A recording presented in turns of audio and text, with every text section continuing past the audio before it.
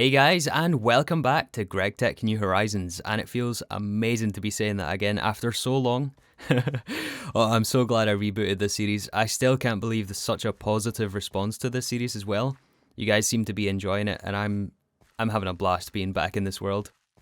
So we got 5 more large gas turbines set up in the last episode, all of them running benzene, and they generate us about 8,000 EU a tick each. And so with all of this extra power, we're going to send it into our blast furnaces, which we began construction of in the last episode. We didn't quite get them finished off though, so we're going to start with this today. And the reason we didn't finish them off is these guys here. The IV energy hatch. We managed to get 8 crafted, and so we can run these at a very high voltage tier, or at least for us, a high voltage.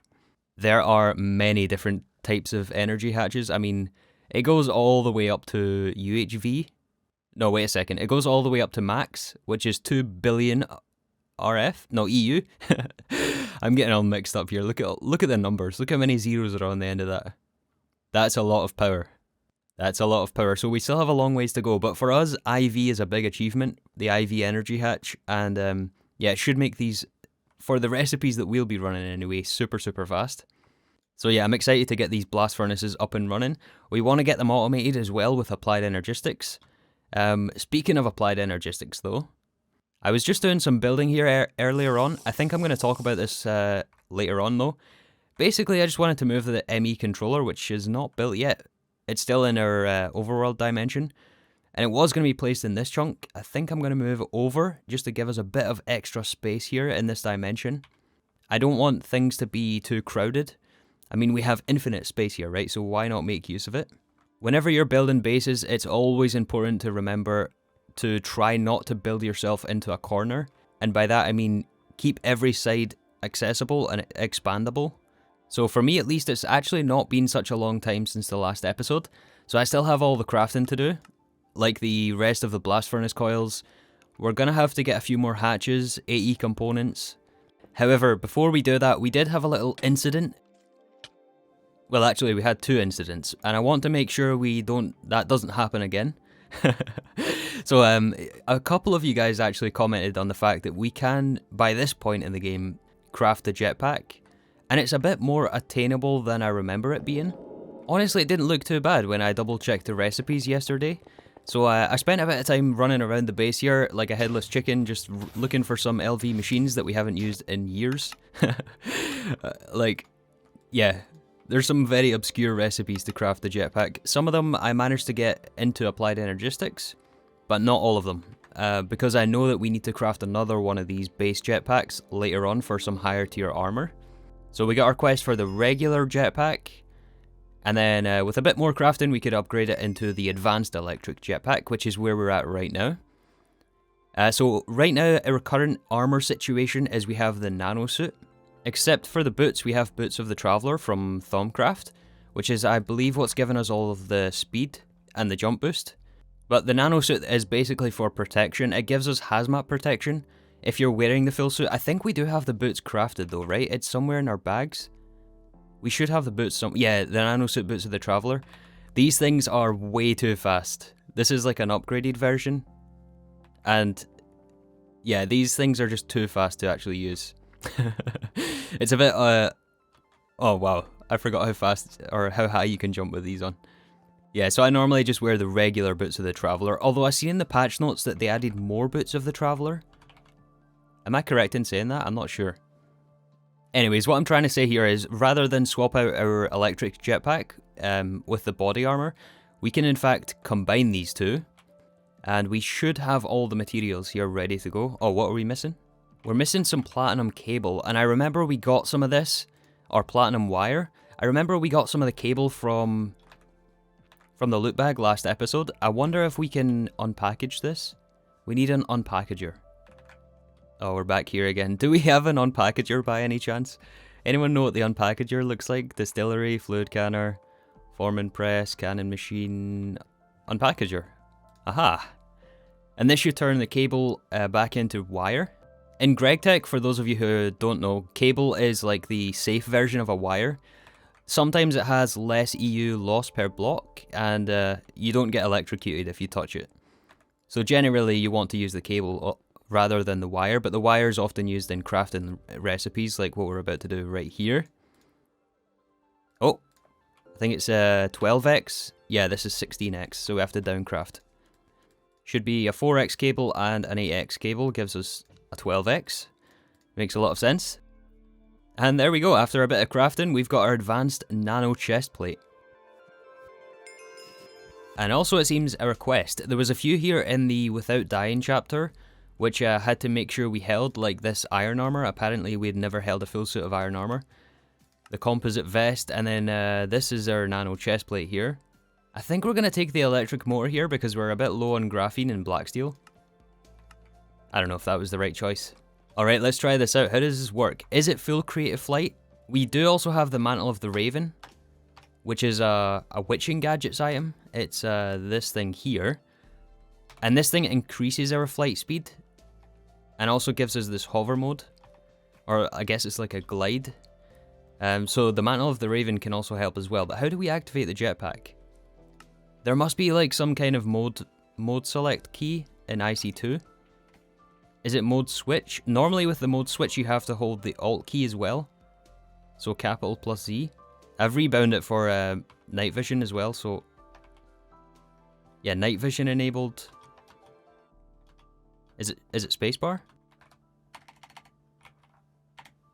Oh, apparently there's something called the Gravifly. Yeah, this thing. What are we going to bind this to? Now does it work? Aha! Oh yeah, it does do something. Okay, so with hover mode disabled, we just fall to the ground. But with hover mode enabled, it's like full creative flight. Okay, that's perfect. That's actually excellent.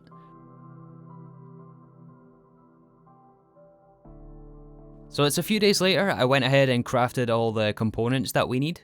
And honestly, the crafting wasn't too bad. It probably took me longer to think about all the materials that we need to craft than it did to actually craft all the items. But while I was waiting on Applied Energistics, I did also reevaluate the placement of our blast furnaces. And I concluded pretty quickly that it's probably not the most optimal setup. So I've decided at this very early stage we would shift some things around before we started the construction process. I can't tell you how many times I have overcommitted to an idea, only to regret it later.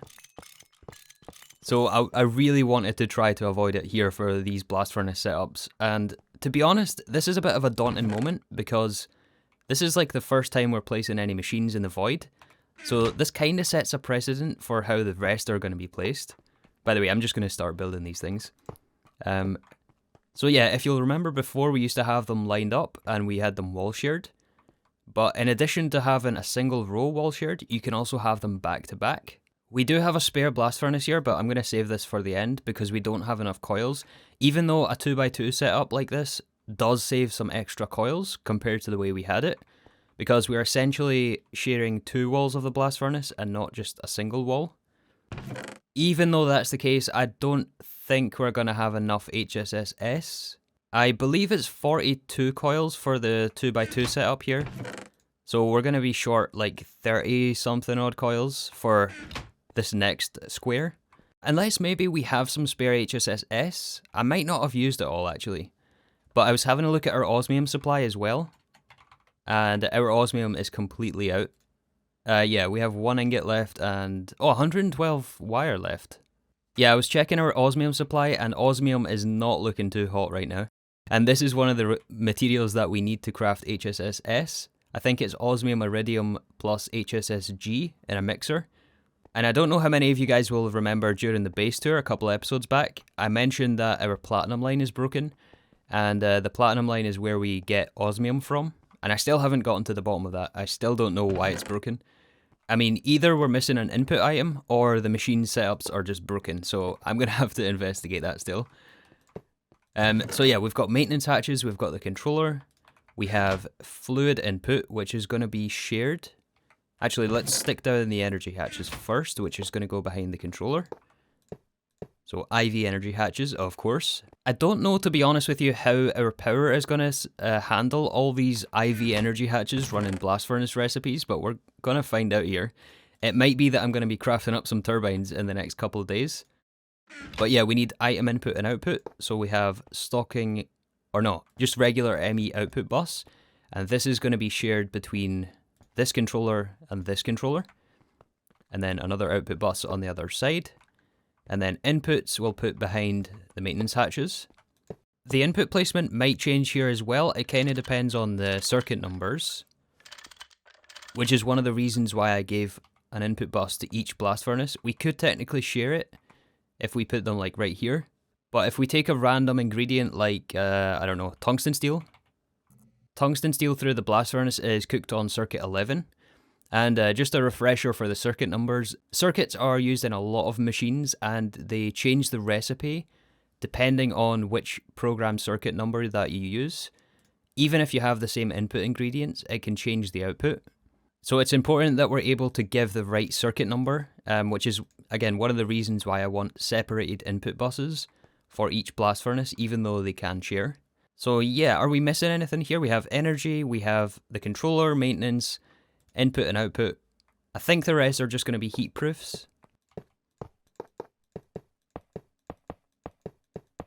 And then muffler hatches on top, and we should have 4 fully formed blast furnaces.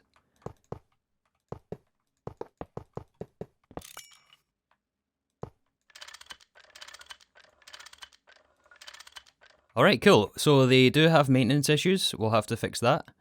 But for now, let's hook up the power underneath. So I have went ahead and run a wire down there. By the way, you might see me still using the potion flask. I was doing some experiments, and unfortunately our jetpack does not get the benefit from the mantle of the Raven. So I mentioned that we get a speed increase from the mantle. So you can kind of compare flight times here. We're using the potion flask at the moment for flight. And this is kind of our ground speed. I don't know exactly what our ground speed is, but if we disable the potion flask, right, and enable the jetpack only, we are significantly slower. Right? Yeah, it's significantly slower. Unfortunately, the jetpack will be able to catch our fall if, for example, we have an incident like last episode. And I did clean up the mess down there as well earlier on. Okay, so for power, we have an LUV cable here. So our battery buffer is IV. We have IV batteries. We still have to craft up some more of these things. But we have IV batteries, and that is going into a transformer. We're stepping up from IV to LUV, and that's just to minimize cable loss. Granted, we're not taking the cable too far, but still, we are going to transform up. And it also allows us to use the high amp transformer. So we can convert 4 amps of LUV into 16 amps of IV. Yeah, let's put the transformer right here. Historically, wiring and speaking on camera live at the same time has not worked out very well for me. HV to MV, yes. But let's just cross our fingers that nothing bad happens here. So we're going to give the power cable to the energy hatches. Remember, each one can accept a maximum of 2 amps. And our cable here is rated for 4 amps. The thing we have to be careful of is the output of the transformer, which is 16 amps. So in Gregtech New Horizons, or in Gregtech 5 I think it is, it works different in Community Edition, but the way it works in GTNH is that the amps are requested by machines. It's not necessarily sent by the transformer. So even though this is capable of outputting 16 amps, it's not always going to output 16 amps. It depends what is requesting amperage on the output side. So in our case, we have 4 IV energy hatches at 2 amps each. That's a total of 8 amps here. So there's only ever going to be a maximum of 8 amps being sent from this transformer, assuming we don't connect anything else up to this line here.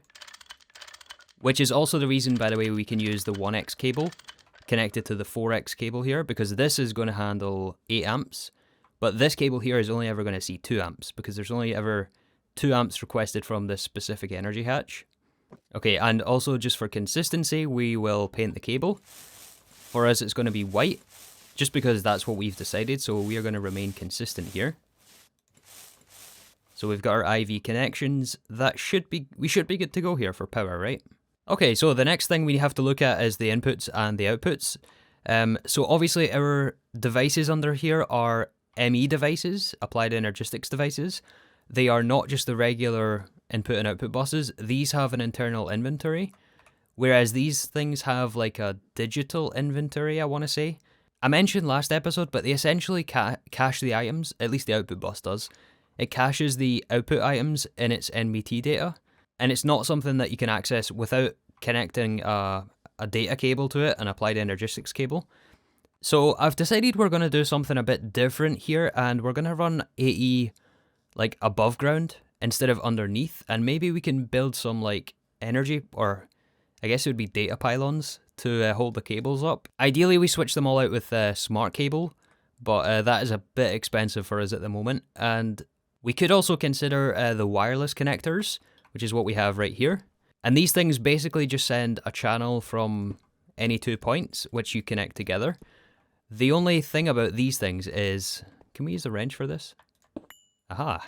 Yeah, the only thing about the wireless connectors is that they do take an extreme amount of power. In fact, I think they just buffed it, where they take less power now in the new patch, but they still take more power than we can manage, and it's based on distance. So the farther you have them apart, the more power they consume, just to keep the connection between the 2 points active. So you might be asking why we don't just get rid of the cable there. Just to go from where that connector is there to the quantum ring, that is around 800 EU a tick. And that is essentially one full turbine worth of power just to keep the connection active. So that's not something that we can look at right now. Perhaps in the future when power is no issue, but right now power is definitely going to be an issue. So the other side of the connector I'm going to put right here, and we can connect them with the setup kit. So we should just be able to bind the two sides together, here and here. Yep, we've got a line between them. So any channels that are on this cable should also appear on the cable connected to that connector. And also, just out of curiosity, how much EU is this consuming right now? Let's see if we can find the device. Aha, right here. 193. You can see here we have 4, and that is because we have 2 in the old base here inside the clean room. And this is just going 1 block distance, so it's like, I don't know, 10 EU a tick just to keep this connection active. So pretty much all the power for these connectors is on the one we just placed. Yeah, 190, that's acceptable. I think that's acceptable. Okay, so I also mentioned that we are going to do a subnet system for this blast furnace setup. So for us, the subnet system is going to be on line green. In fact, I'm going to move this connector up a block. Okay, so to set up the subnet, we just need to give it power. So we're going to run a regular glass cable into a quartz fiber. These things will pass through the power, but not the channels. So then we can go into line green.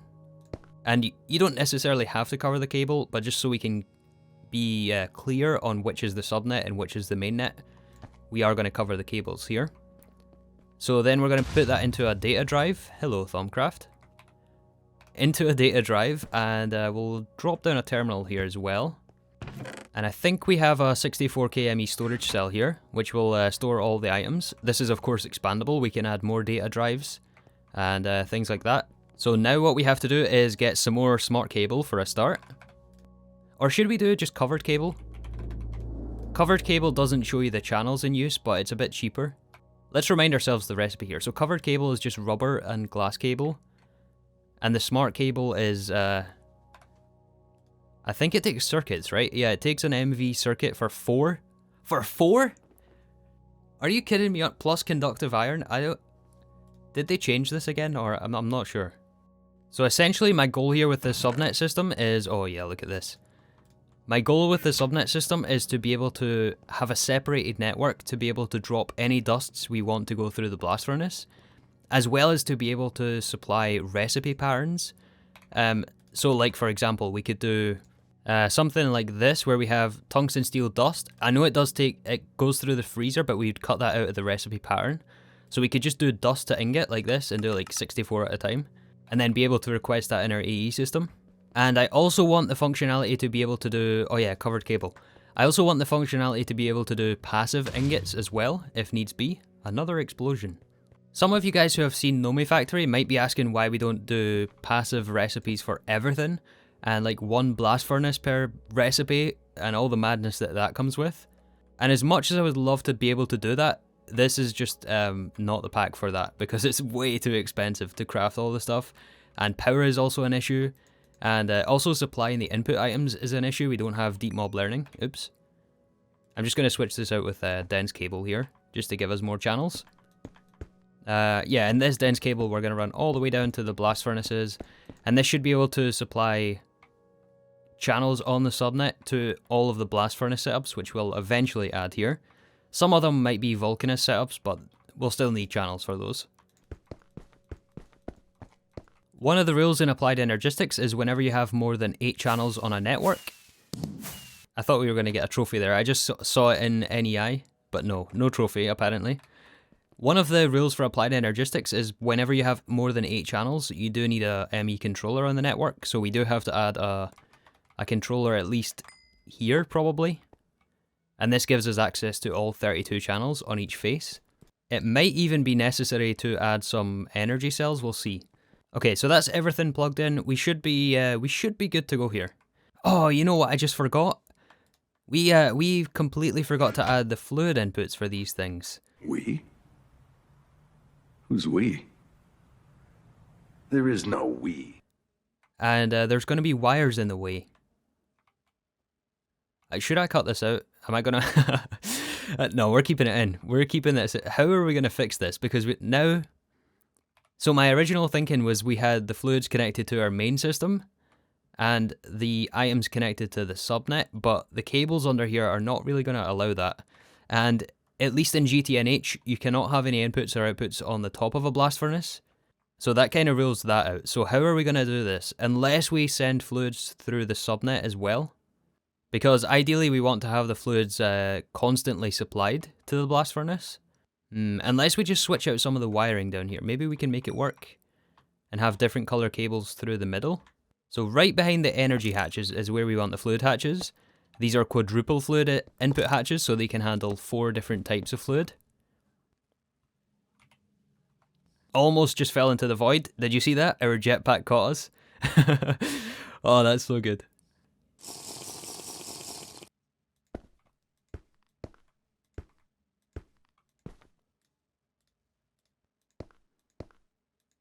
Aha, the solution is this. So we have another wireless connector here. That one is still connected over there, but now I've rearranged the... What on earth? I have so many weird things happening today. I've rearranged the wires underneath here, so the green goes all the way around the outside. That is still connected to all the normal devices, but the 2 input hatches here are connected to the other wireless connector. And this is on the red net. This is going to be our main network. And then what we're going to do is put 2 electric pumps on the... I'm going to have to get rid of these cables here. We're going to put 2 electric pumps on the input hatches. These are going to be on input mode, or import mode. And then on there, we're going to put 2 dual interfaces. This should get a connection, I think. We might also have to chunk load all these blast furnaces as well. Let's make sure we do that before we forget. Probably at all, right? Oh yeah, I just seen it come online. Perfect. And now with these, we should be able to actually request fluids. For example, oxygen is a fluid I know we're going to need in the blast furnaces, so we can request oxygen in the fluid interface. I'm going to take this away for a second, and we should be able to see oxygen in the fluid input hatch. Yes. Nice, perfect. Okay. And these things, so long as we have oxygen in our system, they're going to be constantly supplied, and we don't have to worry about doing it in the recipes, so that when we do passive items, we don't have to worry about the fluids, and they're always going to be there, so long as we send them to the correct blast furnace with the right circuit number. So to recap, essentially what we're doing here is we have oxygen in our main system. This is the red net, right? So we can see oxygen here, 63 million, and that is being stored right now in a super tank over here. We should see 63 million oxygen. And on the super tank behind it, we have a fluid storage bus, which exposes it to the red network, to our ME system. Then it's being sent through the quantum link, the quantum ring, into the void dimension, through this cable, into the wireless connector, connects down there, and then we have the dual interface pulling it into the blast furnace. Amazing. Okay, so next, what we have to do is hook up the items. So let's start with stainless steel. In fact, how's a regular steel looking? Yeah, regular steel is okay. Stainless steel, we have 2,500, but let's just start with this one. So we're going to set up a pattern here. As you can see, it does take oxygen, circuit 11. There is a circuit 1, but this is at 85 seconds compared to 60 if you add oxygen. So we want to use the oxygen recipe. It's also less EU to cook the ingot. So we want this recipe here. We are already supplying oxygen, so we're going to take it out of the recipe. And I'm also going to do this 64 at a time. No, wait, no, we're not. Yes, we are. Yes, we are. We're gonna do it 64 at a time. Batch crafting is your friend in Gregtech. We'll talk about the passive system later on, but for now it's just going to be active requests. So, in other words, the recipe patterns.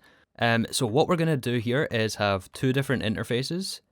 We do have to be aware of the channels in use here because this quartz fiber or this glass cable is only capable of carrying 8 channels down the line. Unless we add a P2P, which might be necessary. I don't know. We might end up adding that. But yeah, so we've got 2 channels in use down there, the 2 dual interfaces supplying the fluid. There's 0 channels connected here because all that's connected is a quartz fiber, and that only passes the energy through.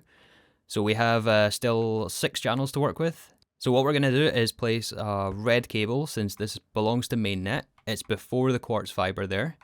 Then we're going to have an interface here on the controller. That's illegal. We have to place the other interface first. So we want interface on the controller. This belongs to subnet. Then we want another interface here. This belongs to mainnet. And then covered cable again. So this should connect to our mainnet, this interface here, and this is where we put the pattern. So whenever we request stainless steel, it's going to send stainless steel into this interface. And whenever you request something to an interface, it sends it to an adjacent inventory. And that adjacent inventory is this interface, which is connected to our subnet. And whenever you put an item inside an interface's inventory, it goes into any available storage. Now for us on the subnet, that is the ME drive, the 64K ME storage cell. So maybe you can see where this is going here. So inside the terminal, we can see those IV energy hatches. Maybe just to make it easier, let's connect a terminal here. Let's put it up here just for now. This is technically on RedNet as well, on mainnet. It should establish a connection, and we'll be able to request this stainless steel. Come on, device, it's taking a while. It's taken a while. It has to go through a whole dimension. There we go. So we can see our main AE system here. And we should have a recipe for stainless steel ingots. And it's going to do it 64 at a time. We do have the dust available as well. So when we request this, it's going to place it in the interface. And we should see it in this disk drive. Assuming everything is correct. Yes, we do. So this is now on our subnet system. And our subnet system is connected to our blast furnaces, right? So actually, before we do anything here, let's make sure we take care of the maintenance on the blast furnace. Running fine, running fine, running fine. How's our solder and alloy and the charge and the tools as well? I haven't looked at this for a while. It looks like we're all good. Okay, now that the maintenance is sorted, we can check out the input buses. I believe it's this one that has the oxygen in. So we need to put it in either this input bus or this input bus.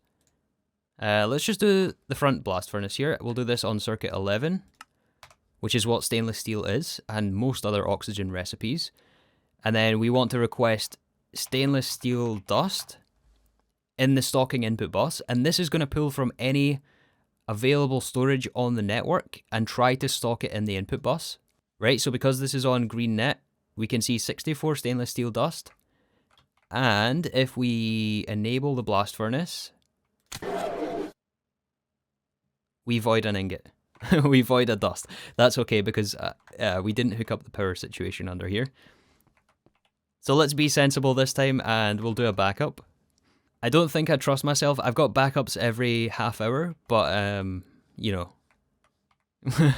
Especially with me talking when I was setting this up, I want to be safe here. So, okay, so we want to connect this up to the bottom side here. This is the output face. So LUV power is now in this cable. Let's do something like this. And I don't know, for those of you guys who play GTNH, is it a bad idea to loop power connections like this? Maybe let me know. I don't think it's going to cause us any issues. Like if we have more than one connection leading to the same place. Okay, that should have... I think we're now live. The cable is now live. Let's also paint them. So this time when we turn on the blast furnace...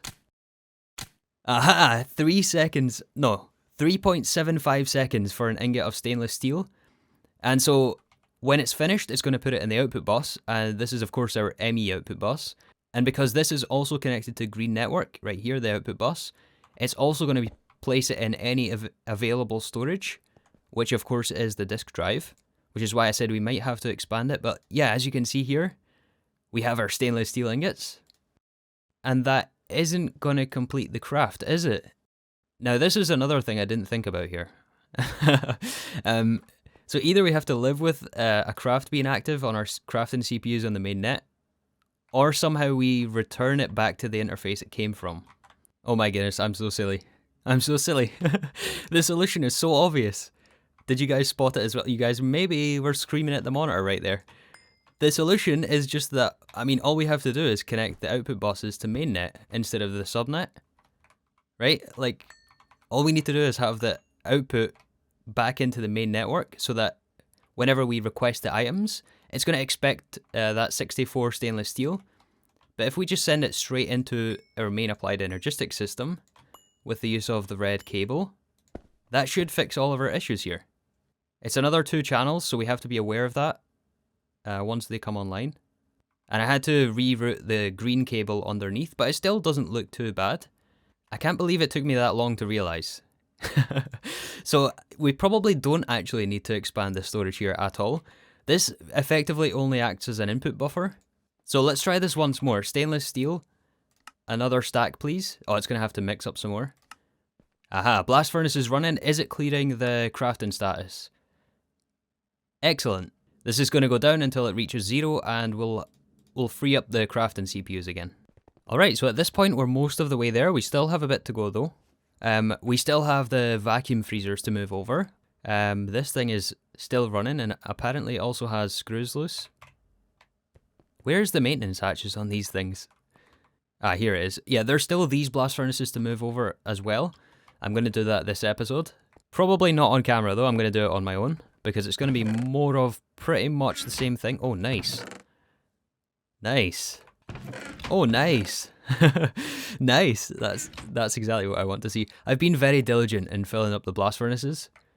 Even before I stopped playing, I was always very diligent at filling up these blast furnaces. So the other one we have here is the titanium one, and this requires a bit of extra processing. So to make titanium, you can either make it from ilmenite dust or rutile dust.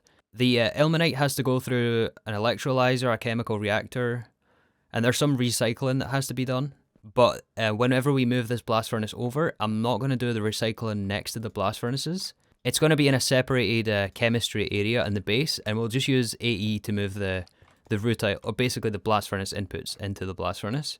But right now, I just remembered about one pretty crucial upgrade that we can make immediately, and it's a bit cheaty. It's a little bit cheaty, but we're going to do it regardless. So, on our ore processing system, way back when we set this up, we used to be on a previous version, and in that previous version, the stocking input buses were only brand new to the game. They had only just been released, and there was only one version of a stocking input bus. It used to only ever be this one here.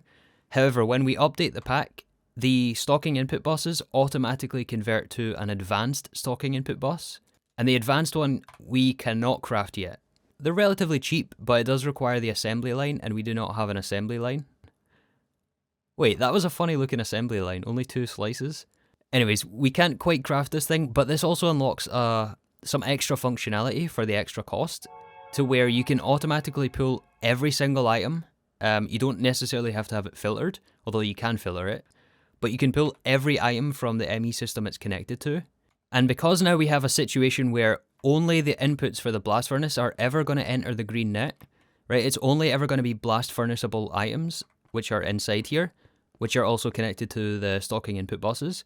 That's all that's ever going to be requested to the blast furnace, and it means that we don't have to set every single dust we want to cook. Oh, this is going to be perfect. I'm going to have to mess around with some filters though at ore processing, make sure those machines are still working right. And I only ever made a handful of stocking input buses. I think some of them are at the plat line as well, so I might switch those out, since it's really only stocking one type of item in the machines that we have already. think there might also be one in this electrolyzer, which is making indium, material that we saw last episode. It's under here somewhere, I think. Ah, yeah, here it is right here. It's also an advanced one, but it only needs to be the regular one because we're pulling only 3 different types of items. We don't need the functionality to be able to pull everything. Alright, so I'm going to spend some time here switching out these input buses with the advanced ones that we have illegally. We're still totally going to use them though, because that's what the devs decided, to switch them over when the update occurred. Probably to break some setups that already existed in others' worlds, or rather to prevent breaking anything in other people's worlds. Yeah, I'm going to switch out all the stocking input buses, move over the other set of blast furnaces, and potentially also the vacuum freezer as well.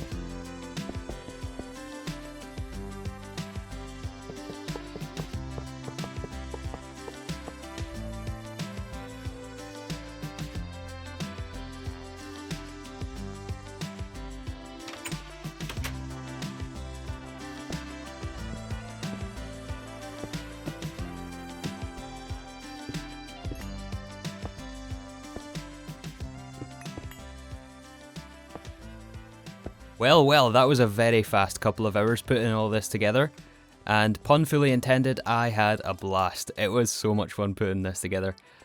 So yeah, as you can see, we've got another 4 blast furnaces, this time with HSS G coils, since of course we don't have enough high-speed steel S. And we also have 4 vacuum freezers all set up and fully automated, ready to go. I did just add 2 to begin with, but then I realised that things were asymmetrical. So I just threw on the other 2 freezers here. I mean, it was cheap enough to run, right? And we had the amperage, well, I don't know, you'll see in a second. We might not have the amperage underneath. But yeah, there's some lessons I've learned by doing this, and some things I had to change around. Not too much though. It's pretty much identical to the way that we had it on camera. The only thing that I've changed really with the setup that we had is that I learned the dual interfaces that we use to supply fluid didn't actually work with more than one fluid. It would be locked on oxygen gas with the pump and the dual interface setup. But the solution is actually very simple, where we just switch to fluid export buses, and we can use a capacity card to increase the amount that we can request. And then I have this on a round robin mode, so it's effectively the same thing. We get a default transfer speed of 200 millibuckets per tick. So it's not too bad. We might have to add acceleration cards, but yeah, it seems to work with multiple fluids. So far I've only got oxygen and nitrogen. I am slowly adding recipes to the blast furnace here. The second discovery I've made is that we have to use a couple of extra functionalities on the blast furnace. The first one is avoid excess fluid mode. Now we have to be a bit careful with this, but as far as I know, we don't actually need to keep any blast furnace fluid outputs, at least not for the non-specific recipes. There's a couple of recipes in the Nequada line and the Platinum line, which have blast furnace recipes, and we need to recycle the fluid. But for general purpose smelting, correct me if I'm wrong, but I think we can just get away with voiding fluids. It's just things like CO2 gas and steam and water. No, you don't get water from the blast furnaces. But things we don't really need to keep. It's just going to be like excess items which we're safe to avoid, and this will prevent the machines from shutting down. The second thing is that we do want to use machine controller covers. So normally these things, on every other machine we use enable with redstone, so this is redstone on machine on. But in this case we want to use disable with redstone because we're not actually giving it any redstone control, any redstone signals. We just want the functionality of the machine controller to use safe mode, and this will protect against excess voiding of items if we run out of power. So if the blast furnace has like thousands of items queued up here and it doesn't get enough power for whatever reason, then it won't keep trying to run the recipe because it's not getting a redstone signal. So it's going to try to enable itself every tick. Yeah, the minimum is every tick. I think we can change this up, but I'm just going to leave it on every tick. So every tick it's going to try to enable itself, but it's going to void an item because it doesn't have enough energy in our little example there. So we want to use safe mode on all the machines. And that basically means if it can't run it once, it will just stay off. And yeah, it's safe from voiding anything. So we want safe mode on all of these blast furnaces. It's kind of a shame we can't follow the golden rule of redstone on, machine on, but there's not any redstone in the area, so it's not like we're technically doing redstone off, machine on.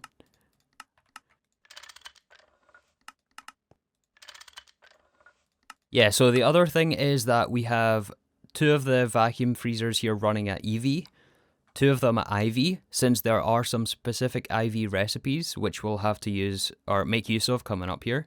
So I wanted to make sure at least some of the freezers were IV, but that would leave us with not enough IV energy hatches for these blast furnaces.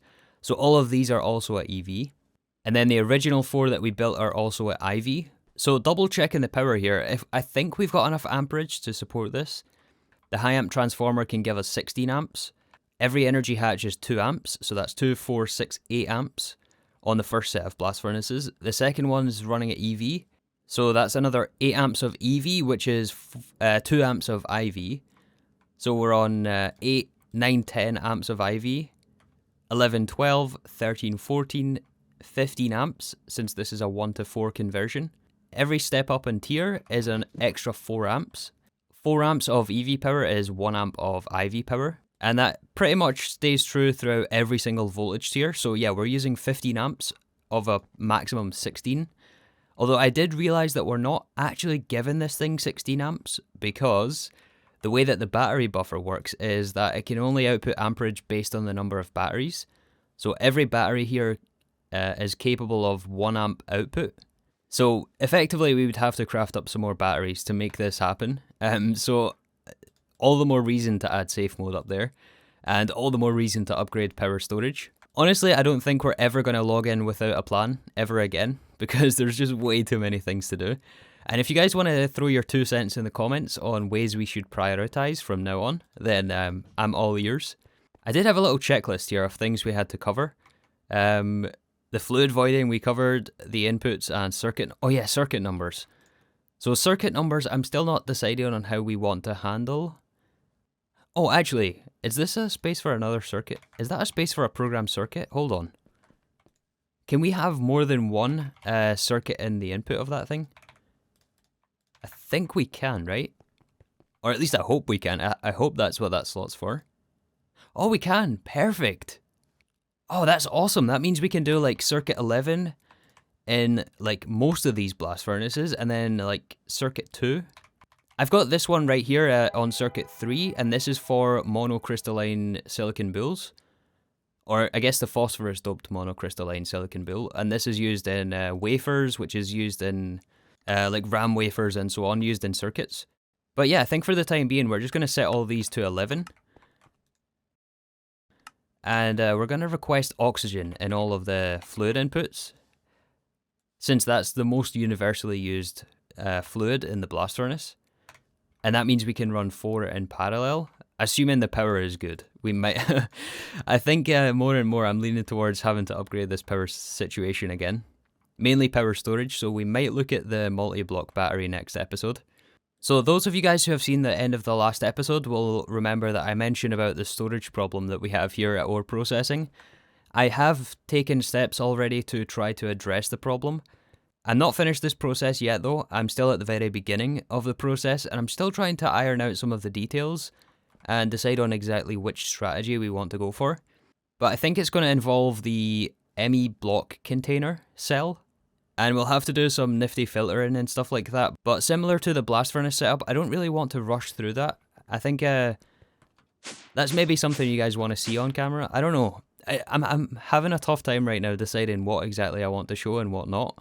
But one of my guiding principles when bringing this series back is that I'm not going to try to morph GTNH into something that it isn't.